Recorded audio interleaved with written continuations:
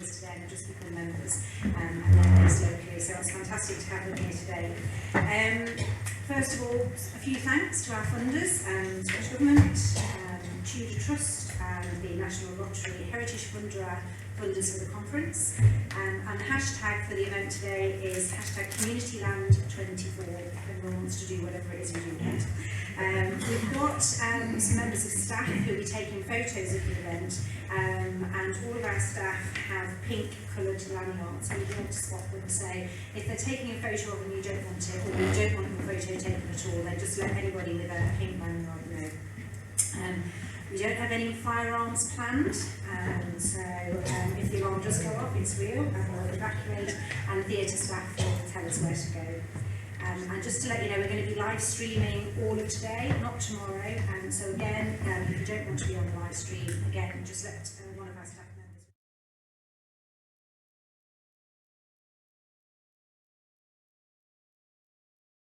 Including the appropriation of clan lands by individual clan chieftains, the clearing of those lands by those powerful individuals for reasons of private profit, and then the development of a wider market in such land, in part inspired by Queen Victoria's fondness for Highland Scotland. And it remains an issue that for many people they regard as unfinished business. There are also still a few of us around who remember Scotland before devolution, who know that there had to be changes, and indeed one of the motivating factors for devolution in 1999 was precisely because land reform was not a priority for a UK government of any hue, and it was impossible to bring forward the type of changes that were required. 115 years ago, Tom Johnson, probably the greatest ever Secretary of State for Scotland, in a book he later tried to disown, denounced the picking of Scotland's pockets by those who owned most of the land in Scotland. And that sentiment that a more equitable distribution of the asset of land was required by natural justice, as well as by economic imperative, was not new when he wrote it, but it is still relevant today. It's not a surprise that securing meaningful land reform has been a common motivator across most, though not all, of the political parties in Scotland. And I want to start this contribution, perhaps slightly unusual, usually by quoting one of them, back in 1998, a year before the Scottish Parliament came into being. In that year, Donald Dewar, then leader of the Labour Party in Scotland and Secretary of State for Scotland, gave the John McEwen Memorial Lecture, named of course after that great forester and pioneer of Scottish land reform, John McEwen, who died in 1992, aged 105. And in that lecture, Dewar was unequivocal with regard to what the soon-to-be established Parliament needed to deliver.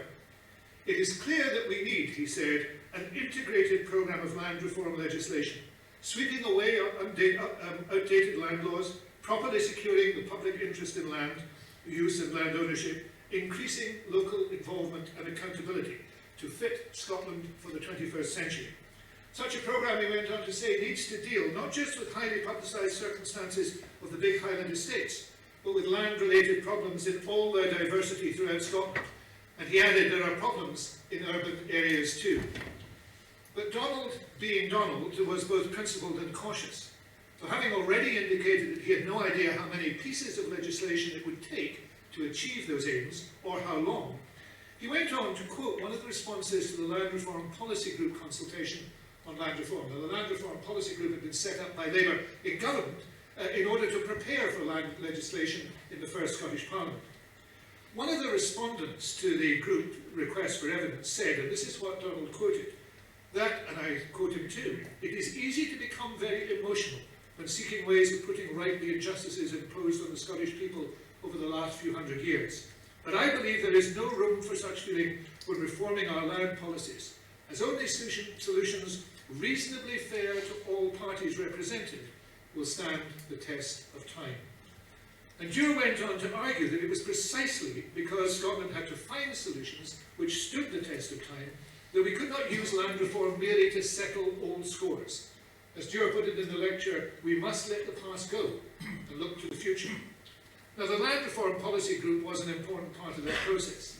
In its first consultation, it noted that land reform is needed, so this is 26 years ago, on grounds of fairness in favour of certain aspects of that diversity, namely community, not-for-profit and individual ownership.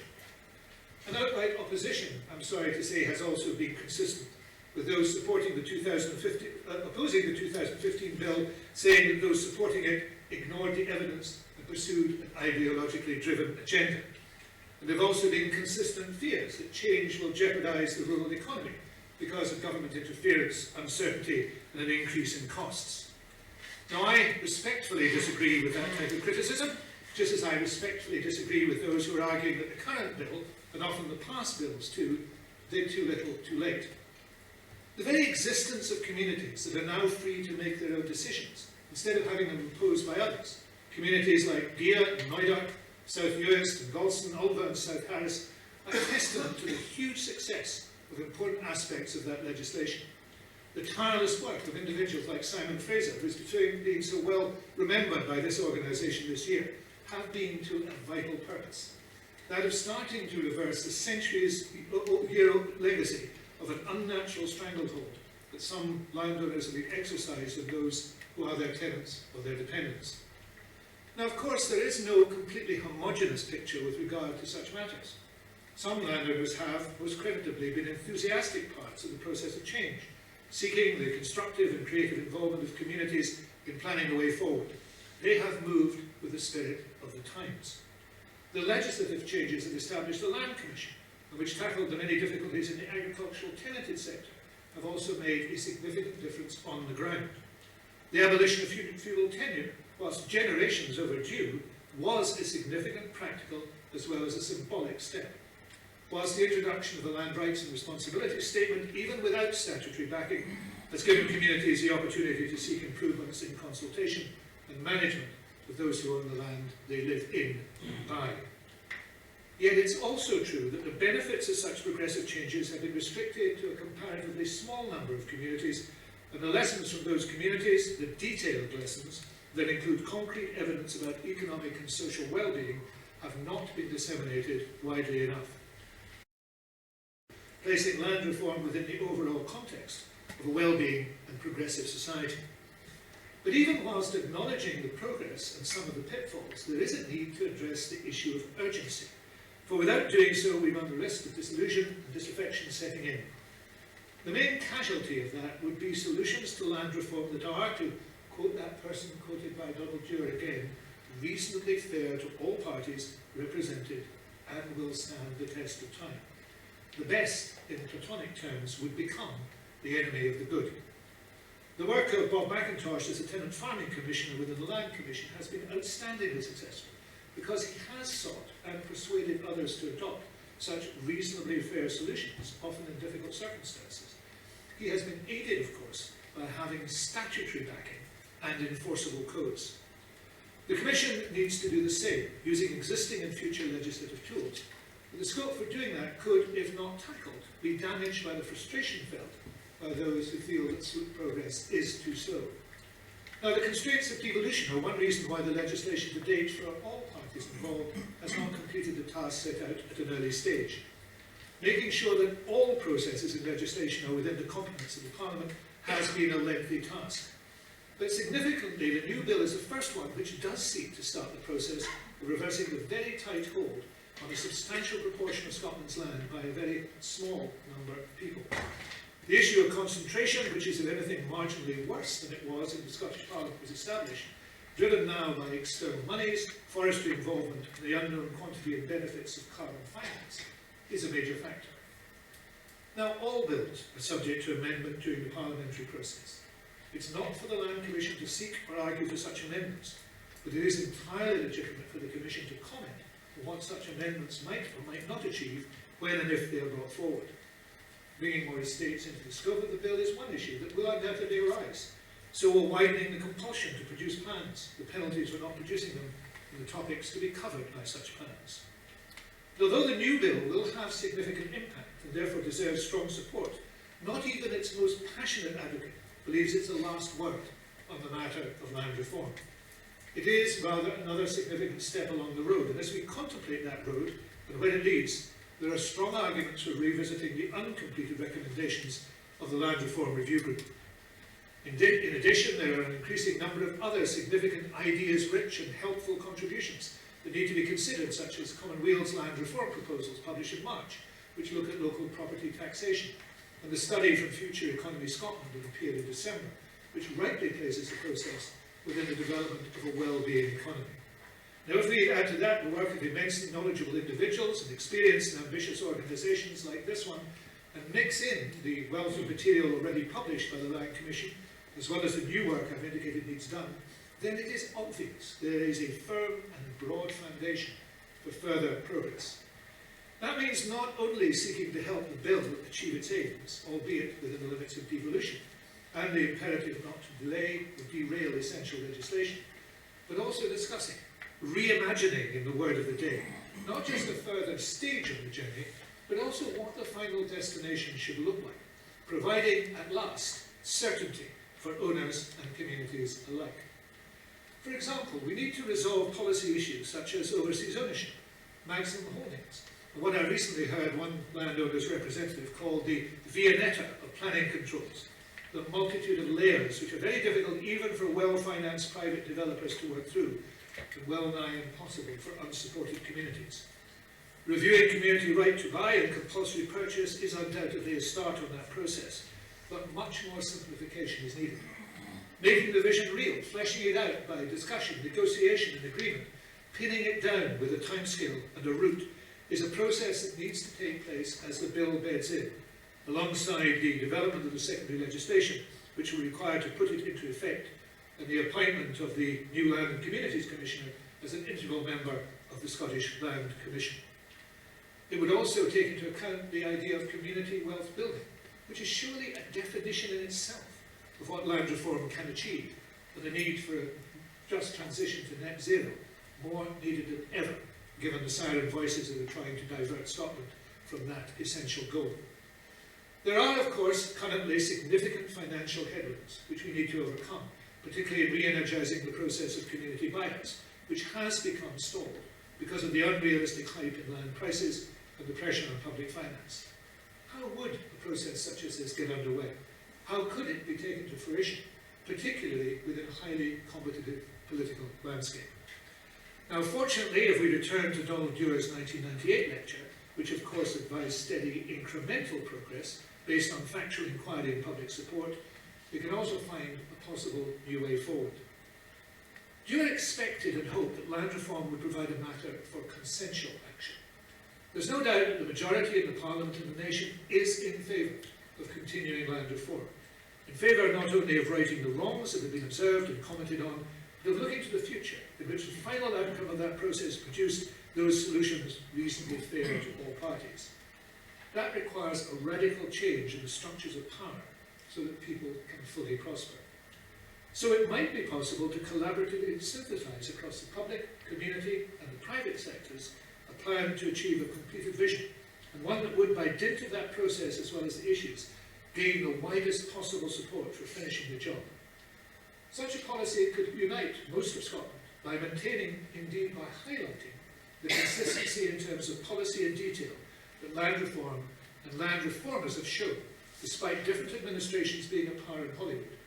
It could also demonstrate that no matter the differences, there are things, there must be things, that can bring us together to make this country better for those who come after us.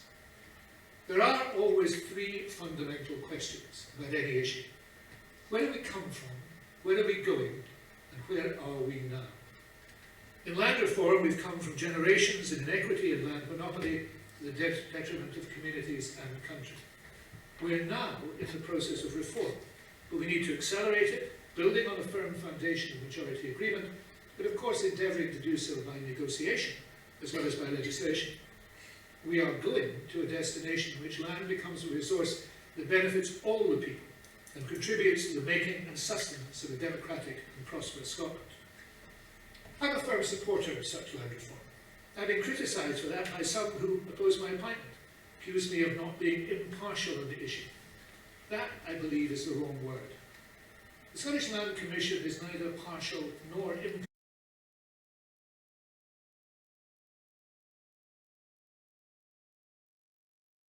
Which talks about these agencies getting best value. We need to change what the definition of best value is, so that the community's interests are the best value, not the market price. And secondly, that these agents have to be told that, by the way, it's our land, it's not your land, and therefore we want this law to be changed from the top. Thanks, Rob. That's a tricky best value question. Go on, George. I think it's worth having a close look at the Scottish Public Finance Manual on this, because there is not a requirement for us to achieve the market price.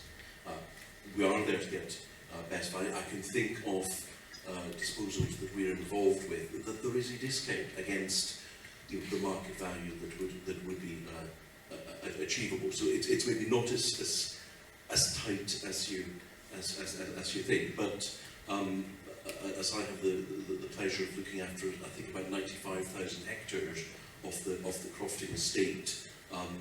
If any of you are looking for a bit of that, please see me afterwards.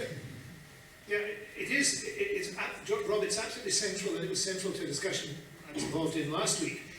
There is no requirement for top dollar to be paid, particularly now that land prices have become insane. What we need to do is to make sure that that is understood at government level, and George has articulated exactly correct, but it needs to be articulated in local authorities too. And the definition of best value must include community value. That is, the value that the community puts on it for its own future. And we need to say that very loudly, because otherwise this view, this myth that it has to be the absolutely best price to be obtained will continue. It is not so, and we need to make it clear that it is not so. Thanks both. And I think one of the sessions this afternoon we've got is around how we make that economic case, because I completely take your point, Rob, that it's very, very difficult to quantify in green book terms some of the benefits that we're talking about, and yet we just talked about standing the test of time. If you went to Egg or Gear or Golson now, you can see what that benefit is, but it's quite difficult to articulate it. So that's perhaps some work for us to do jointly with the Scottish Government to see how we can do that. But lady here in the top, did you have your hand up? Yeah. Hi, Beth Landon from Borders Community Action. I'm just interested to know your views on the changes in planning legislation that might have on land reform, in particular the ability for communities to register local place plans. Okay, thanks, Beth. Want to talk about local place plans? So about local place plans and how valuable they can potentially be in relation to land reform and community ownership. They're very valuable indeed, and indeed, developers, private developers are also talking about how valuable they are, and they would like to get involved. The issue here, of course, is you can't apply that uniformly across the country. There isn't a resource to do it. So I suspect as we develop recommendations on some of the Land Commission issues, one of those recommendations may well be to encourage place planning in smaller areas and in rural areas and island areas that involves all those who have an interest, including private developers. But if it's done well, if it's done reasonably speedily, we don't want to fall into this, we can do it in 2 or 3 years' time, but if it's done reasonably speedily, and it is done in association with those who might be able to bring resource to the table, I think it can have a major transformative effect, but actually particularly in island communities and very small, well-contained rural communities. George, want to say something? No, I think that is a really good point actually about local place plans, and we were just at CLS giving evidence in Parliament last week about the National Planning Framework. Local place plans came up, and the fact that at the moment they're not well funded. I think there's only been about a dozen or so across the whole of Scotland, and it's actually something that we really need to focus on, because not only does it allow communities to have that say in what happens locally, but CLS had a proposal that we're going to keep pushing to get into the Land Reform Bill around assets of community value. So this will enable urban communities as well to use the local place planning process to identify those assets that are of particular importance to them, which will hopefully start to trigger that community right to buy process. So we see it as part of that holistic approach for communities to be able to identify the assets that are important to them, that deliver services and facilities that they want to see. And then that's why we're talking obviously to the Scottish Government officials about how we can broaden the bill to ensure that actually it does enable communities to use the local place planning process to do that. So thank you for that question. Gentleman at the front.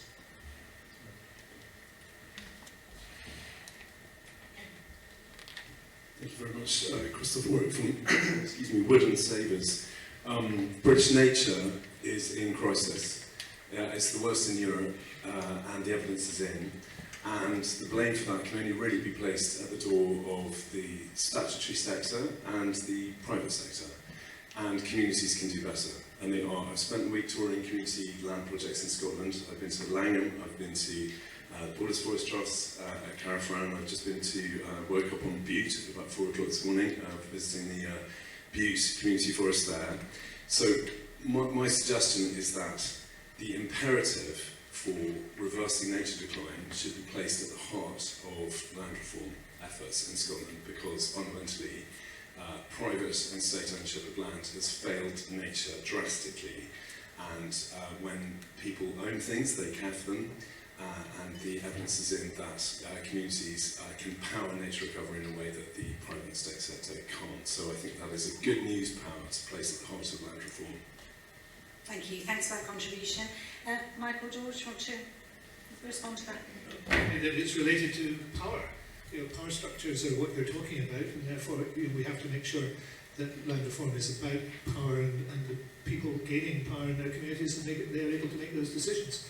I think that's vital. One of the other areas that I deal with is the Agriculture and Rural Communities Bill.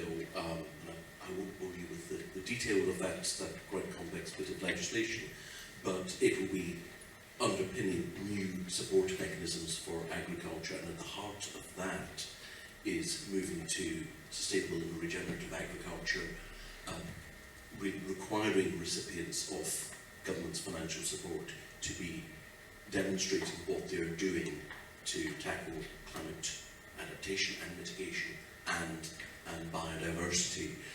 So that will deal with agricultural land, and as 70% of Scotland's land is agricultural, that should be significant. So biodiversity definitely baked into that.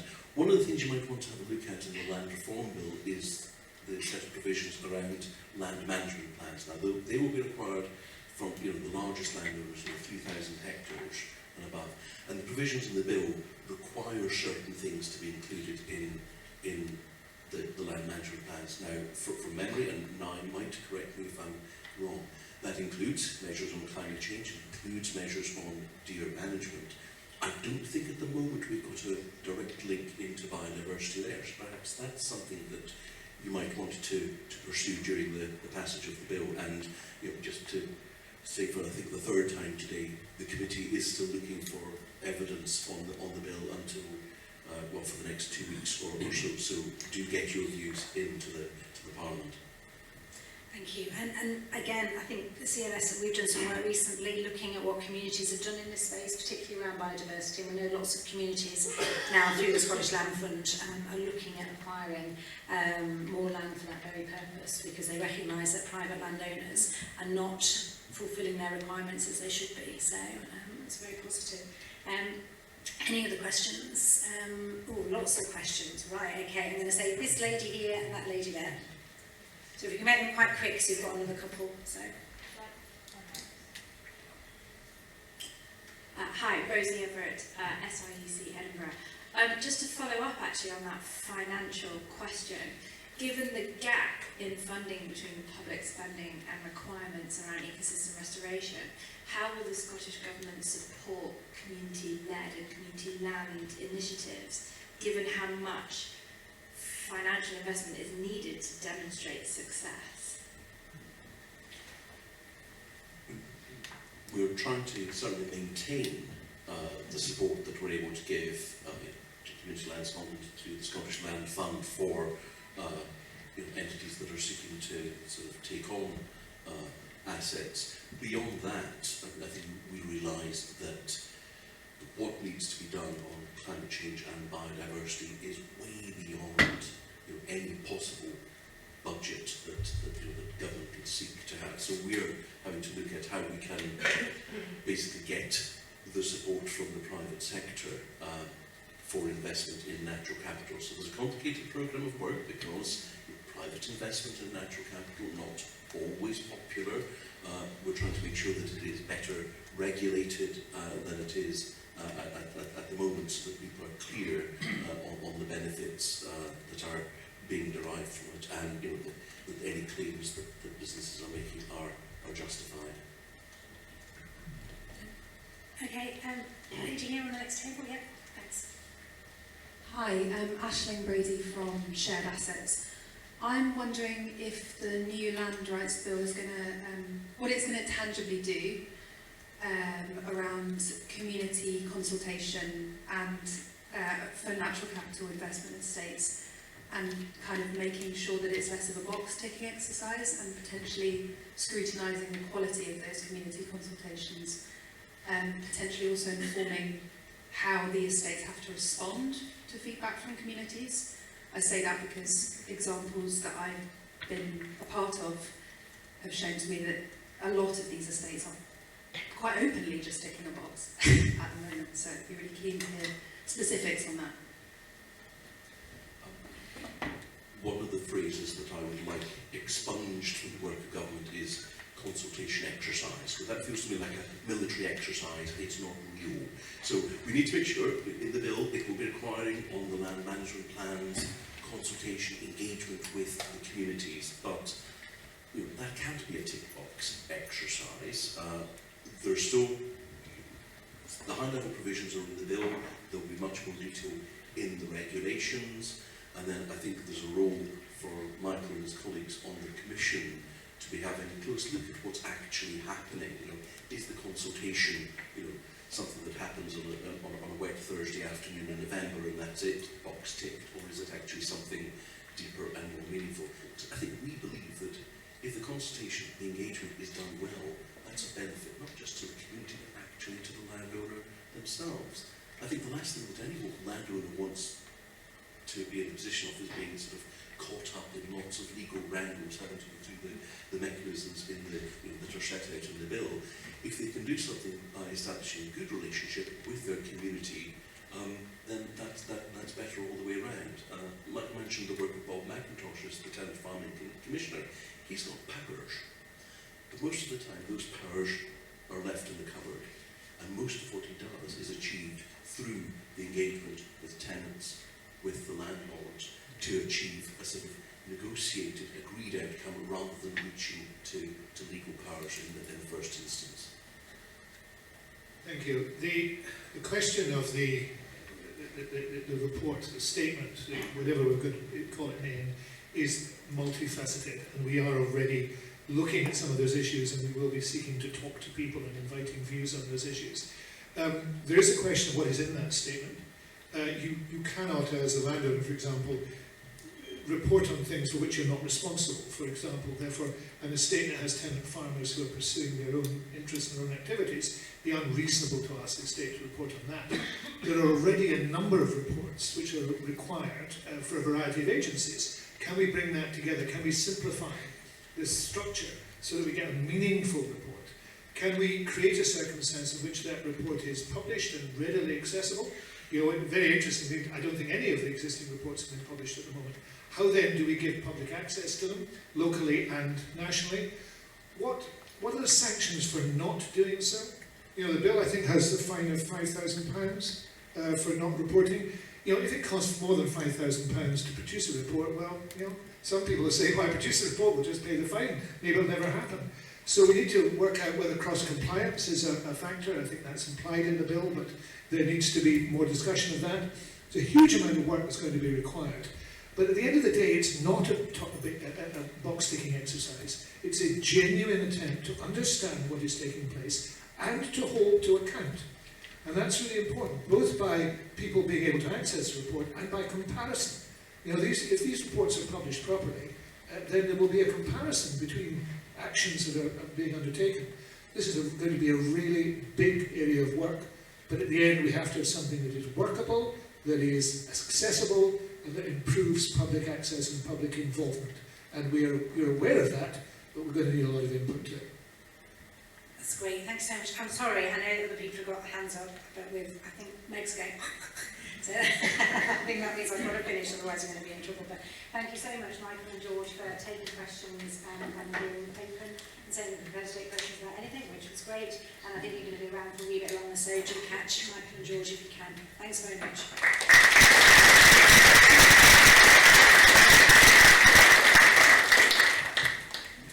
Right, can I welcome Linsay and Josh, who are going to talk through the format of the rest of the day, all these surveys that we keep sending you, what they're all about, what you need to do, and what we hope to get out at the end of it.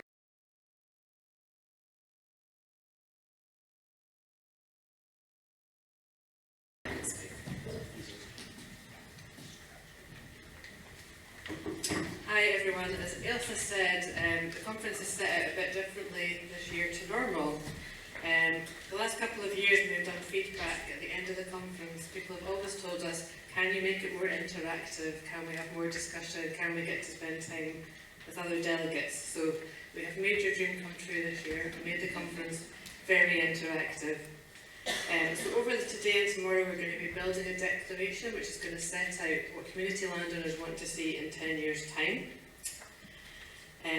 We will be working towards that tomorrow, and at the end of the day we'll be producing a declaration which will then go out for consultation to the rest of our membership and we'll publish. So we're going to have lots of discussion sessions tomorrow which are largely based on your Mentimeter feedback. So that is the surveys that we've been sending out to you. And we've had a really great response to those surveys from communities talking about what they would like to discuss tomorrow. Some familiar themes and some not so familiar themes. But Josh is just going to run you through some of the feedback now, and then I will talk about what themes we have chosen so far and your opportunity to pick new themes in a second. Thanks, Linsay. Hi, everyone. So yeah, I'm just going to run through a few of the slides that we, from Mentimeter, that we asked you to fill in. The first one I want to talk about is land reform. So the slides we're going to talk about relate to the workshops that are coming. So understandably, as has been a key point of discussion already this morning, we're interested in hearing your views on land reform. As you can see from the slide, it's a mixed bag. There's a generally kind of aspirational theme to the words around sustainability, empowerment, equality, justice, fairness, community. And there's also, perhaps unsurprisingly, some notes of frustration. Unhelpful government, nowhere near done, stagnated, complicated. And these are some of the issues that we want to get into in the workshop that we're running later on this afternoon. I suppose what we want to think about is how might the bill be shaped into delivering some of these aspirations, and also what are the obstacles and how can we get over them. And just to reiterate again, the consultation which has been mentioned is open. If you want to come and speak to me about how you may respond to that or how you can navigate some of that, please let me know. I'll be very happy to provide a very brief briefing for you. We also picked out a theme around economics. So economics is going to be the session that runs in here after.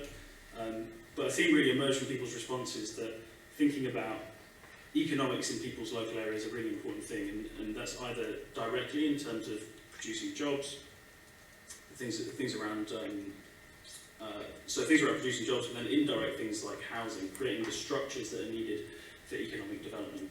And I think, as Michael touched upon, we agree as well that there is a need to explain more coherently the economic impact that community land ownership has. So part of the work we want to do in the workshop is to speak to all of you about the economic activity in your area. How do you think about it? What are the metrics that we can take to government to demonstrate what the good work is that we're already doing? And a final point that I think is going to be touched on later when we've got the three provocations is where the pressure is coming from within your community in terms of people asking you to expand your services to do more. We have a lot of members feeling like they're under pressure to do more. Is that coming from the community itself, or is that coming from local authorities and kind of picking up services that are not being addressed? We often hear from members as well that things aren't moving fast enough. So it's interesting in this slide to kind of see where the pressure point is coming from, and maybe we were a little bit surprised to see actually it wasn't so much coming from local authorities, but coming from communities. Again, something we can dig into, and all of these points that we're raising here are things that we want you to start feeding into for tomorrow. So Linsay will talk a bit about the themes that we've already got, but we'd really appreciate you having a think about what are the other things that you'd like to think about.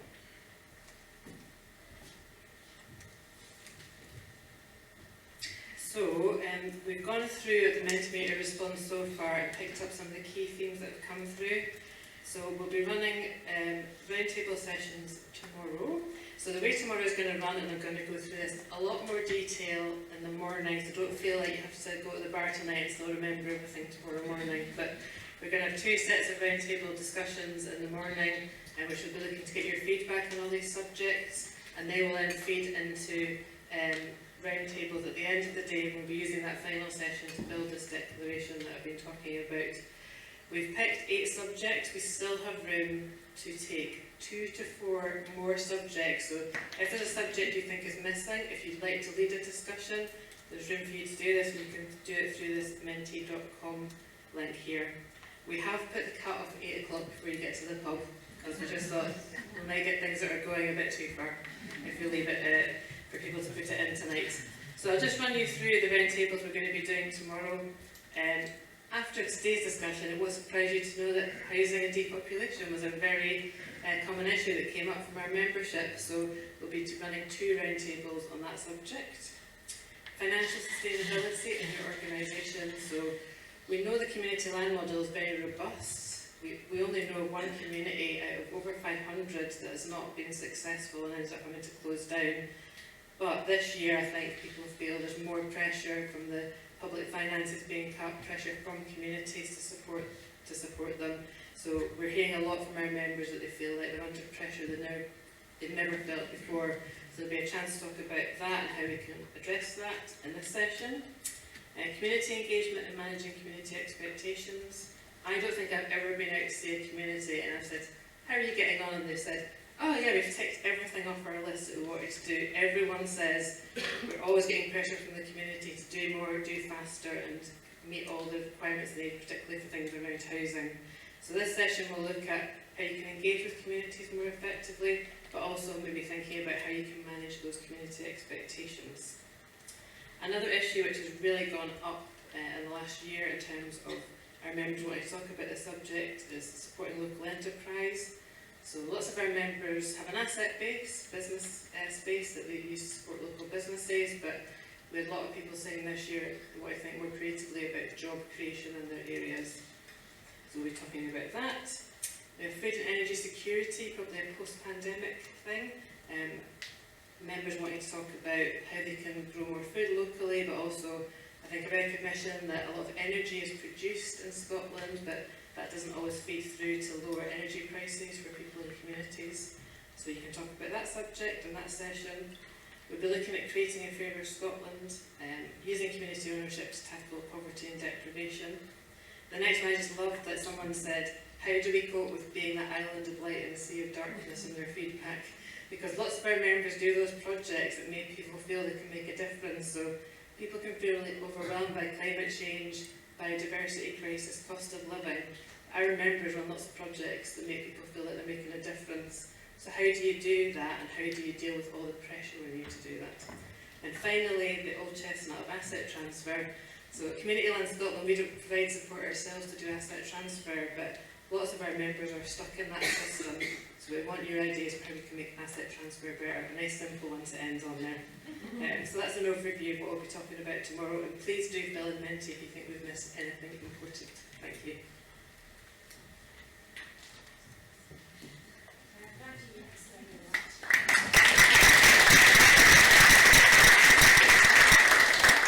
It seemed to me like really complicated, but I'm sure it's not complicated at all. I'm sure it will make sense. So, okay, so we're going to now move to our 2 workshop sessions, and in the spirit that Meg insists that this is much more relaxed and we're all chilled, you've got 15 minutes to go to the other space, which I think is upstairs, and Meg will lead you, or you've got 15 minutes to stay exactly where you are. So if you want to go get a drink or use facilities, if you want to make sure you're back for 2:15 if you're in here, and this is the session on economic case for community ownership, and the other session, which is in the space, is, what's it called, Meg? Ian, what's the title?